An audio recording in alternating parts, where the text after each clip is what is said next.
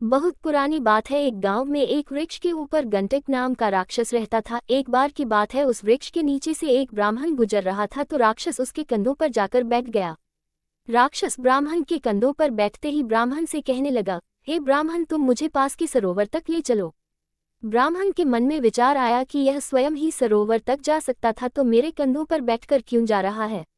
ब्राह्मण ने डरते डरते पूछ लिया, तुम कौन हो और मेरे कंधों पर क्यों बैठे हो। राक्षस बोला, मैं एक राक्षस हूँ और मेरा नाम गंटक है और तुम मुझे सरोवर तक ले चलो, नहीं तो मैं तुम्हें खा जाऊंगा। ब्राह्मण ने राक्षस से पूछा, तुम खुद ही सरोवर तक क्यों नहीं चले जाते। राक्षस बोला, मैंने प्रण लिया है कि मैं गीले पैर जमीन पर नहीं रखूंगा, इसीलिए मैं तुम्हारे कंधों पर बैठकर जा रहा हूँ। ब्राह्मण उस राक्षस को सरोवर तक ले गया। जैसे ही दोनों सरोवर के पास पहुंचे, राक्षस ब्राह्मण से बोला, अरे ब्राह्मण, जब तक मैं इस सरोवर से नहाकर ना आ जाऊं तुम कहीं मत जाना, नहीं तो मैं तुम्हें जीवित नहीं छोड़ूंगा।